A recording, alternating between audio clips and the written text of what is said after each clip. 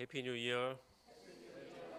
네, 지난주에 이어서 이번 주에도 옆 사람과 함께 우리 새해 인사를 한번 나눠보면 좋겠습니다. 오늘 말씀 제목으로 새해 인사를 한번 해보겠습니다. 네, 오늘의 새해 인사는 새해에는 약물이의 본이 되겠습니다입니다. 옆 사람과 한번 인사해 보겠습니다. 새해에는 약물이의 본이 됩시다.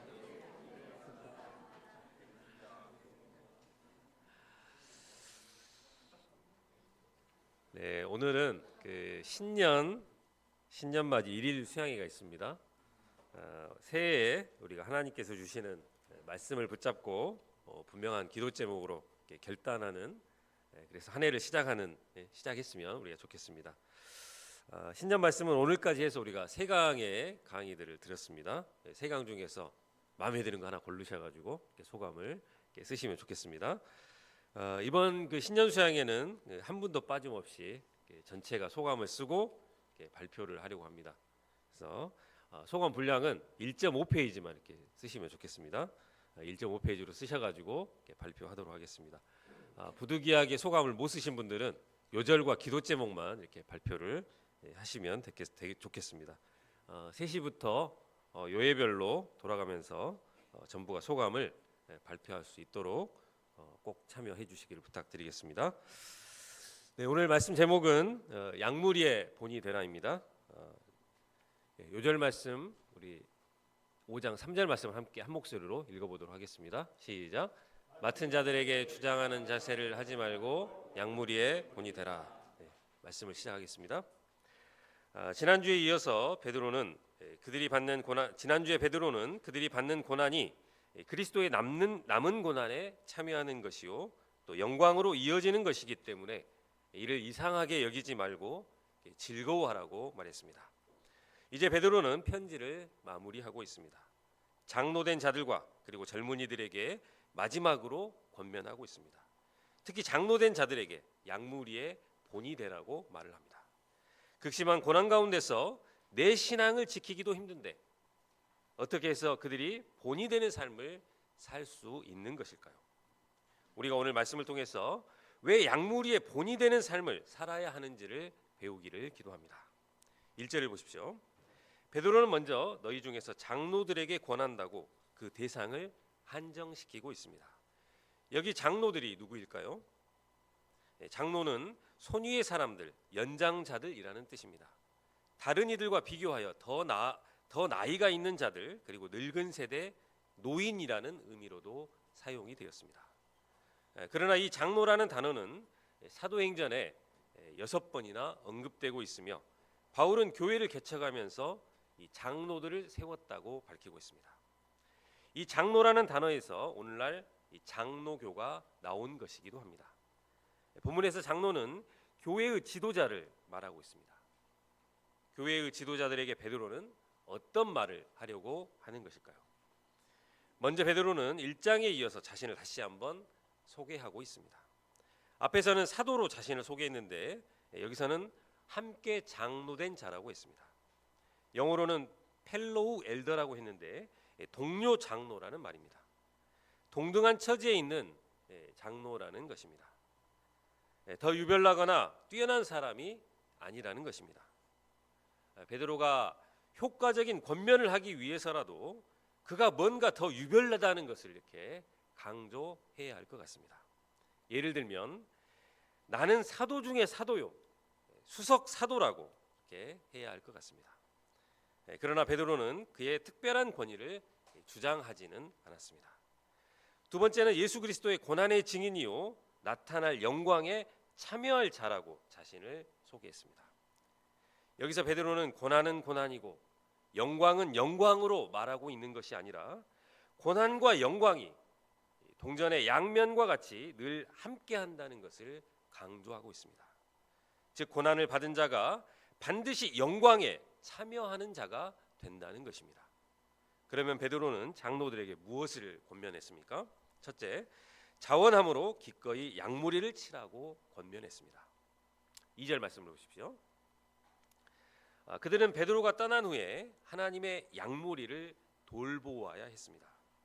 고난 중에 있는 약물이와 함께 고난을 당하고 이들을 돌보고 또 지키고 보호해야 했습니다.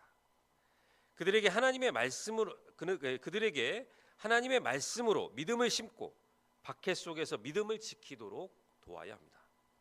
그런데 어떤 자세로 그들을 도우라고 했습니까?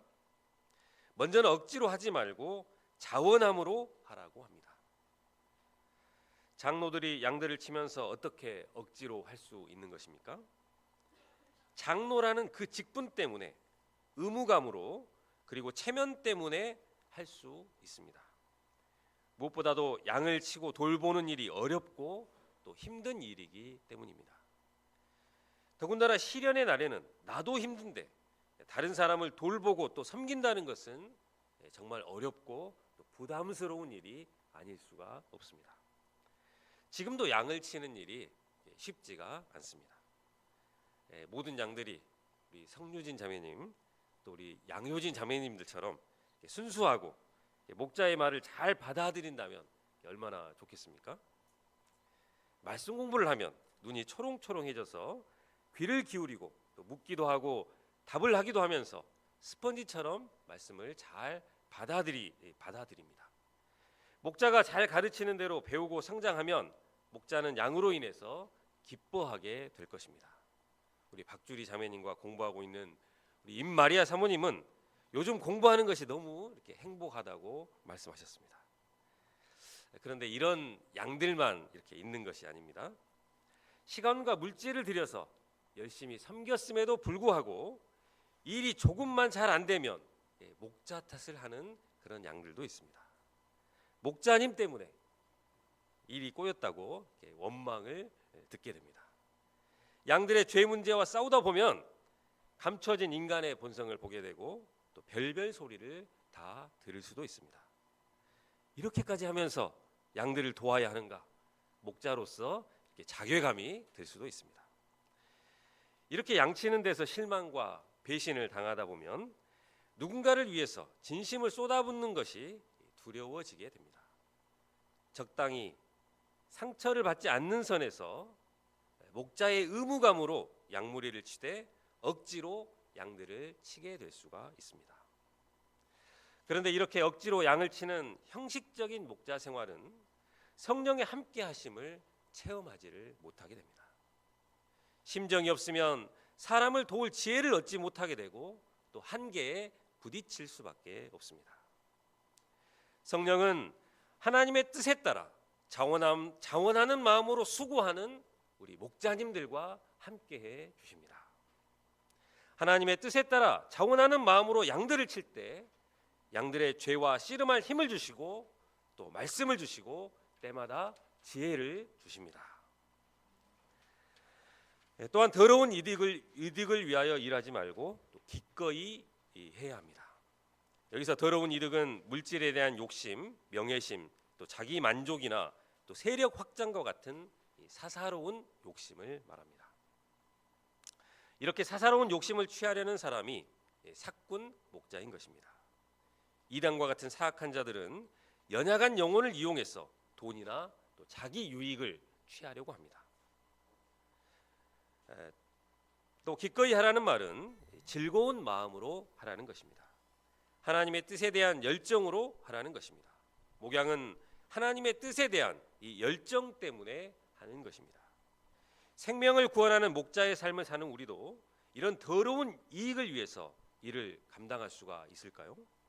우리의 마음도 힘이 부패하여 자기도 모르게 이런 이익을 위해서 일할 수도 있다는 것을 알아야 합니다. 양들을 치되 자기 명예나 그리고 세력의 확장을 위해서 일할 수도 있습니다.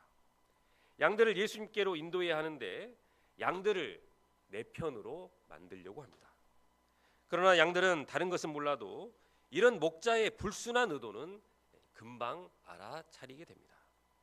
따라서 우리는 한 영혼을 돕되 순수하게 그의 구원과 그의 생명과 유익을 구하고 그가 건강하고 또 풍성하고 열매 맺는 인생이 되도록 도와서 하나님께 영광을 돌려드리기를 기도합니다.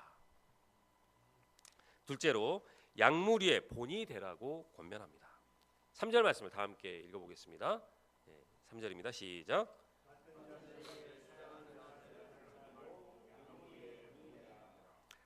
주장한다는 것은 주인 행세를 하다, 또 마음대로 소유권을 행사하다는 뜻입니다. 세상 지도자들의 그 리더십을 가리킵니다. 세상의 리더들은 군대의 사령관처럼 또는 조직의 보스처럼 말 한마디로 좌지우지되는 그런 강력한 권위를 갖고 싶어 합니다.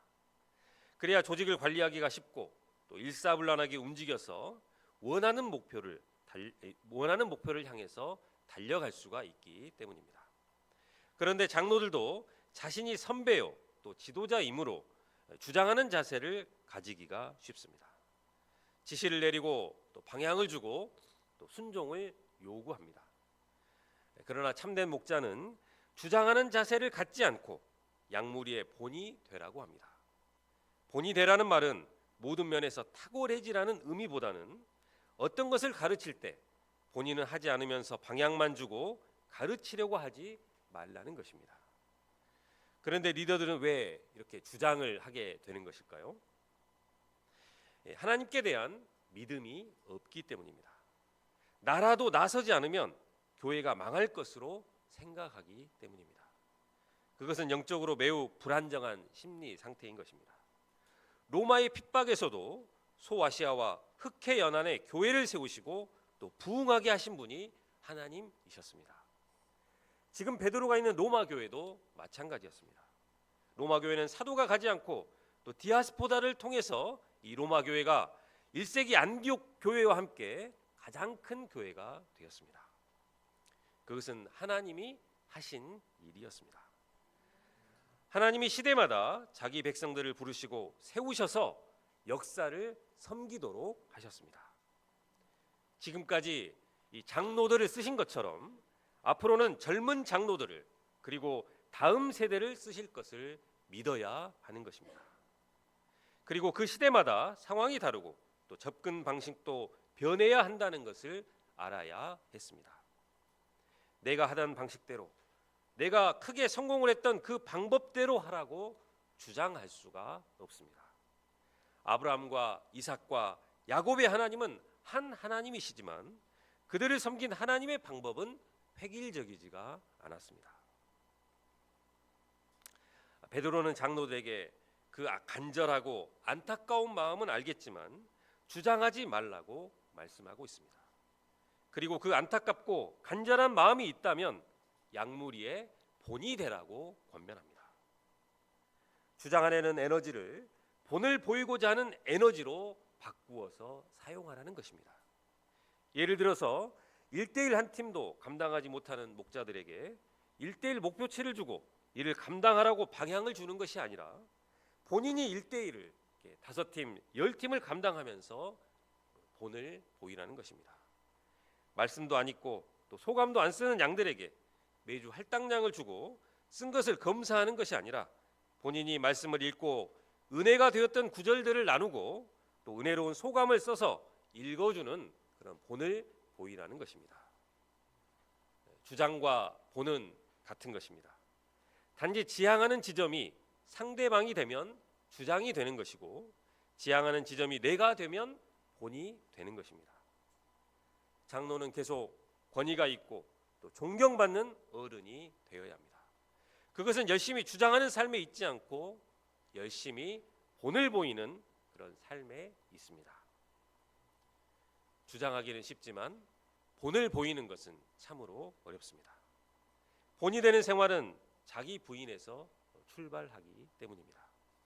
자식은 부모의 앞을 보고 배우는 것이 아니라 부모의 등을 보고 배운다는 말이 있습니다. 부모가 돌아서서 정말 그대로 하는가를 보고 나서 배운다는 것입니다. 양도 그렇습니다. 한 영혼을 전심으로 섬기는 사람이 되라 이렇게 말하는 목자의 입을 통해 배우지 아니하고 그렇게 살기 위해서 몸부림을 치는 목자의 삶을 통해서 배우는 것입니다. 우리가 말로써 가르치기는 쉽지만 삶으로써 본을 보이기는 어렵습니다. 말은 입만 고치면 되지만 삶은 내 자신의 전체를 고쳐야 되기 때문입니다. 나는 자기중심적으로 살면서 양에게 섬김과 희생을 가르치면 양도 자기중심적으로 살지 그의 삶이 바뀌어지지가 않습니다. 그런데 말은 한 번에 정확히 나의 의사를 전달할 수 있으나 본을 보이는 삶은 적절한 의사 전달의 수단이 되지는 않습니다. 나의 의도가 본을 보인다고 해서 이렇게 전달이 되지 않습니다. 그래서 양들이 목자의 섬김과 희생의 수고를 깨닫는데 오랜 시간이 걸립니다. 아무리 본을 보여도 깨닫지 못하는 그런 경우도 있을 수 있습니다. 오랜 시간을 필요로 하는 것입니다. 본을 보이다가 쉽게 피곤해지고 또 손해의식에 빠질 수도 있습니다. 그럴지라도 베드로는 양무리의 본이 되라고 우리에게 권면하고 있습니다. 본을 보이는 것이 유일하고도 강력한 메시지이기 때문입니다. 그 혈기 많던 베드로, 영적으로 무지한 베드로, 다른 제자들 위해 군림하고 싶어하던 야심 많은 그런 베드로가 어떻게 많은 양무리의 목자가 될 수 있었을까요? 이는 예수님이 섬김의 본, 온유의 본, 희생의 본이 되어주셨기 때문입니다. 예수님은 그들에게 낮아져 섬기는 자가 큰 자라고 말씀만 하지 않으셨습니다. 하나님의 아들이신 예수님이 제자들 속에 함께 하시면서 낮아져서 그들을 씻겨주셨습니다. 요한복음 13장에 보면 친히 허리에 수건을 동이고 제자들의 발을 하나씩 씻겨주셨습니다. 예수님은 말씀하셨습니다. 내가 주와 또는 선생이 되어 너희의 발을 씻겼으니 너희도 서로 발을 씻어주는 것이 옳으니라. 내가 너희에게 행한 것 같이 너희도 행하게 하려 하여 본을 보였노라. 예수님은 단지 일회성 이벤트로 발을 씻기신 것이 아닙니다. 십자가가 그 증거입니다. 예수님은 모든 인생들의 죄를 씻겨주기 위해서 십자가에서 자기 목숨을 내놓으셨습니다. 사람들의 수치와 조롱과 멸시를 받으면서도 끝까지 십자가에서 내려오지 않으셨습니다. 예수님은 변함없는 희생과 섬김의 길을 가심으로 제자들의 본을 보여주셨습니다. 예수님의 이런 희생과 사랑의 본은 충동적이고 이기적인 베드로를 바꾸어 놓았습니다. 힘든 양들을 만날 때마다 예수님이 나에게 어떻게 하셨는가를 생각하면 마음이 풀리고 또 새 힘이 생겼습니다. 자기를 부인하고 예수님이 가신 목자의 길을 다시금 묵묵히 따를 수가 있었습니다. 쿠어바디스라는 영화를 보면 베드로는 극심한 박해를 피해서 로마로 떠나려고 했습니다. 그러나 큰 비춘을 마신 주님의 모습을 보고 그 앞에 무릎을 꿇게 되었습니다. 주여 어디로 가시나이까? 쿠어바디스 도미네. 그때 예수님은 그에게 이렇게 대답하셨습니다. 나는 너가 버리고 온 양들을 위하여 다시 한번 십자가에 못 박혀 죽으려고 로마로 가고 있다. 이 말에 베드로는 다시 로마로 가서 십자가에 거꾸로 매달려 죽게 되었습니다. 목자의 본은 어떤 말이나 어떤 지식의 가르침보다 힘이 있습니다. 백문이 불여일견이라는 말이 있듯이 사람은 지식으로 자라는 것이 아니라 본이 되는 사람들을 보면서 자라게 되는 것입니다. 그런데 문제는 허물과 약점을 가진 우리가 어떻게 본이 될 수 있는가입니다. 우리는 예수님처럼 완전하지 않는데 어떻게 우리가 본이 될 수 있습니까? 그런데 완전할 때 본이 될 수도 있지만 허물이 있을 때도 본이 될 수가 있습니다. 죄와 허물이 드러날 때 겸손하게 이를 인정하고 진실하게 회개하면 참된 용기의 본이 되는 것입니다. 주님의 은혜와 긍휼을 드러내는 본이 되는 것입니다. 목자는 완전함으로 본을 보이는 것이 아니라 예수님을 의지하는 믿음과 그의 삶으로 본을 보여야 하는 것입니다. 약하면 약한 대로 주님을 의지하고 강하면 강한 대로 주님께 영광을 돌리는 그런 삶을 살아갈 때 양들이 보고 배우며 한 영혼의 목자로 성장하게 되는 것입니다. 신앙생활이 무엇입니까? 우리의 본이 되신 예수님을 따라가는 것입니다. 우리도 양들의 본이 되고자 애를 쓰는 것입니다. 보고 배울 만한 이런 본이 될 만한 사람이 있는 곳에 희망이 있습니다. 교회의 희망은 많은 숫자에 있지 않습니다. 와서 본이 되는 사람이 있다면 그곳이 아무리 작아도 참된 교회라고 할 수 있습니다. 우리 모임에 이런 분이 많이 계셔서 감사합니다. 우리 오요한 임아브람 목자님들은 매일 365일 새벽마다 센터에 나와서 말씀도 전하시고 또 기도를 감당하심으로 새벽 기도의 본을 보여주십니다. 어떻게 한결같이 저렇게 매일 깨어서 기도할 수 있는가? 많은 분들에게 귀감이 되어서 이를 배우고자 하는 것을 보게 됩니다. 또 송사라 목자님은 1:1 공부와 양들이 변화되기까지 끈질기게 돕는 데서 좋은 본을 보여주고 계십니다. 한 사람의 문제가 드러나면 더 이상 돕는 것이 부담스럽습니다. 그럼에도 한 사람이 변화되기까지 인내하며 사람을 돕는 진정한 목자의 심정을 보여주어 이를 보고 배우게 됩니다.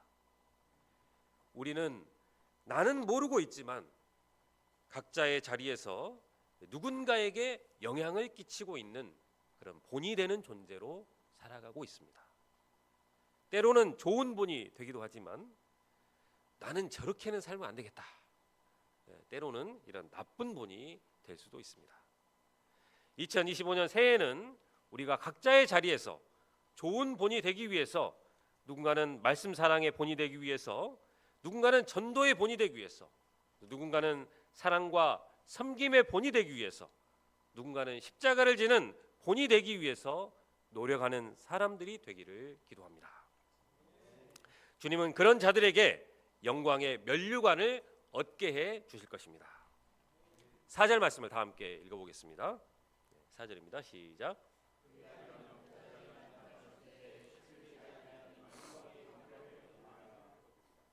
하나님이 맡기신 양떼를 충성스럽게 치는 것에 대한 보상은 시들지 않는 영광의 관입니다. 이 관은 당시 운동 경기의 승자의 머리에 씌워진 화관을 말하고 있습니다. 우리가 양무리의 본이 되고자 애를 쓰면서 살아갈 때 목자장 되시는 예수님이 우리에게 나타나십니다. 나의 목자 예수님은 그동안 남몰래 흘렸던 우리의 눈물을 닦아 주실 것입니다. 그리고 그때에는 시들지 아니하는 영광의 관을 씌워 주십니다. 그때는 이 땅에서 몸부림치며 본이 되고자 살아온 우리 정성경 목자님에게 시들지 않는 영광의 관을 씌워 주실 것입니다. 이 땅에서 세상 영광을 버리고 청춘을 바쳐서 목자로 살아온 우리 이베드로 목자님에게 시들지 않는 영광의 관을 주실 것입니다. 그날에 여기 계신 우리 모든 분들에게 시들지 않는 영광의 관으로 복 주시기를 기도합니다. 5절 보십시오. 젊은이들은 세상의 때가 묻지 않아서 순수하며 또 열정이 있기 때문에 교회의 분위기를 활기차고 또 생명력 있게 만들어 줍니다. 그러나 그들은 한편으로는 자존심이 강하고 또 실패의 경험이 적어서 자만심에 빠지기가 쉽습니다. 이런 젊은 사람들의 특징은 자신감이 넘치다 보니 기성세대에 반발을 하고 또 권위를 무시하기가 쉽습니다. 교회에서 장로에게 배울 것이 없다며 무시할 수가 있습니다. 베드로는 이런 그들에게 장로들에게 겸손하게 순종할 것을 권면하고 있습니다. 겸손으로 허리를 동이고 배우며 순종하라고 말하고 있습니다.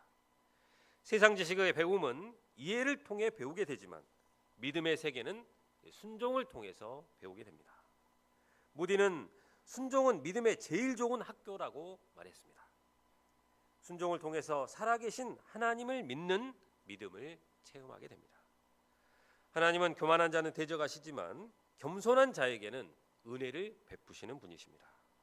우리가 장로들에게 순종하는 것은 장로들이 완전하고 또 완벽한 존재가 완벽하기 때문이 아닙니다. 누구나 부족한 점이 있고 또 약점이 있으며 장로들도 예외는 아닙니다. 그럼에도 불구하고 순종하는 것은 하나님의 능하신 손길이 나와 너 사이에 또 우리 사이에 계시기 때문입니다. 사람을 보고 순종하는 것이 아니라 하나님의 능하신 손길을 믿고 순종을 하는 것입니다. 인간적으로 비굴하기 때문에 순종하는 것이 아니라 영적인 겸손으로 순종하는 것입니다. 하나님은 이렇게 겸손히 순종하는 자를 높여주십니다. 7절을 보십시오. 7절부터는 너희로 시작하고 있습니다. 교회의 장로들이나 젊은 자들을 포함한 교회의 모든 자들에게 대한 권면입니다. 겸손과 순종함으로 살고자 할 때 염려가 생길 수 있습니다. 이게 맞나 하는 생각이 들 수도 있습니다. 타협하는 것은 아닌가, 또 할 말을 못하고 살면 교회가 이상하게 되는 것이 아닌지 염려가 몰려올 수 있습니다. 베드로는 이런 염려를 다 주께 맡기라고 말합니다. 이런 염려를 다 주께 맡기고 겸손으로 하나 되고자 해야 하는 것입니다. 왜냐하면 하나님이 한 분 한 분을 친히 돌보고 계시기 때문입니다. 내가 염려하지 않아도 상대방을 하나님이 훈련하시고 또 깨닫게 하시고 그의 길로 인도하실 것이니 걱정할 필요가 없는 것입니다. 마귀는 이 하나님을 믿지 못하고 내가 염려를 다 끌어안는 그런 사람에게 찾아옵니다. 염려하는 사람은 마귀의 밥이 될 수 있습니다. 염려하기보다 각 사람을 연단하시는 하나님을 믿고 믿음을 굳건하게 하여 마귀를 대적해야 하는 것입니다. 이는 그들만 당하는 어려움이 아닙니다. 다른 지역에 있는 형제들도 마찬가지였습니다. 외적인 핍박을 견디면서 내적으로 하나 되고자 애를 쓰고 있습니다. 그리스도 안에서 그들을 부르신 하나님의 부르심이 영원한 영광에 들어가기에 앞서 이 잠깐 당하는 이 고난을 통해서 그들을 온전하게 하고 또 강건하게 하실 것입니다. 8절에서 10절은 이 사단 마귀를 대적하라는 마지막 권면의 말씀입니다. 성도는 고난과 종말의 시대에 근신하면서 깨어 있어야 합니다. 술이나 또 죄의 낙이나 생활의 염려 등에 함몰되지 않아야 합니다. 맑은 정신으로 깨어 있어야 한다는 것입니다. 그것은 대적 마귀가 우는 사자와 같이 두루다니며 삼킬 자를 찾고 있기 때문입니다. 삼킨다는 것은 통째로 먹어치우는 것을 말합니다. 베드로는 사단 마귀의 활동을 배고파 우는 사자에 비유했습니다. 배고픈 사자가 초원을 두루다니면서 삼킬 동물을 열심히 찾고 있다는 것입니다. 사자가 유유히 초원을 배회하는 것처럼 보여도 결코 그렇지가 않습니다. 먹잇감이 될 짐승을 유심히 살펴보는 것입니다. 그런 것의 대표로 무리에서 떨어져 있거나 병들거나 늙거나 연약한 것이 있습니다. 또 야생에서는 순간의 방심으로 목숨을 잃는 경우가 허다합니다. 성도가 근신하며 깨어있지 않을 때, 방심함으로 게으른 삶을 살 때 사단의 먹잇감이 되는 것입니다. 공동체에서 떨어져 홀로 있을 때 먹잇감이 되기가 쉽습니다. 그러므로 믿음을 굳건하게 하여 그를 대적해야 하는 것입니다. 그리고 세상에 있는 형제들도 동일한 고난을 당하는 줄로 알아야 합니다. 결론적으로 베드로는 맡은 자들에게 주장하는 것이 아니라 본을 보이라고 말하고 있습니다. 우리도 맡은 자들에게 지시하고 명령하는 것이 아니라 그러한 예를 보여주어야 할 것입니다. 2025년 새해에 요구하고 지시하고 명령하는 것이 아니라 본을 보여주는 자들이 되기를 기도합니다. 본을 보인다는 것은 한두 번으로 끝나지 않습니다. 큰 인내를 가지고 꾸준히 보여주어야 하는 것입니다. 우리 모두가 예수님을 깊이 배우는 가운데 양무리들의 본이 되는 자들로 살아가기를 기도합니다. 3절 말씀을 함께 읽고 기도하겠습니다. 시작. 맡은 자들에게 주장하는 자세를 하지 말고 하나님 아버지, 나 한 사람도 감당하지 못하는 자들에게 십자가의 용서의 사랑과 섬김으로 목자로서의 본을 보여주신 그 사랑을 인하여 감사를 드립니다. 저희들이 겸손히 이 예수님을 배우고 본받는 중에 양무리들의 본이 되는 자들로 살아갈 수 있기를 기도합니다. 2025년 새해에 주장하는 자세로 양들을 섬기지 않고 예수님처럼 본을 보이게 힘쓰는 삶을 살 수 있기를 기도합니다.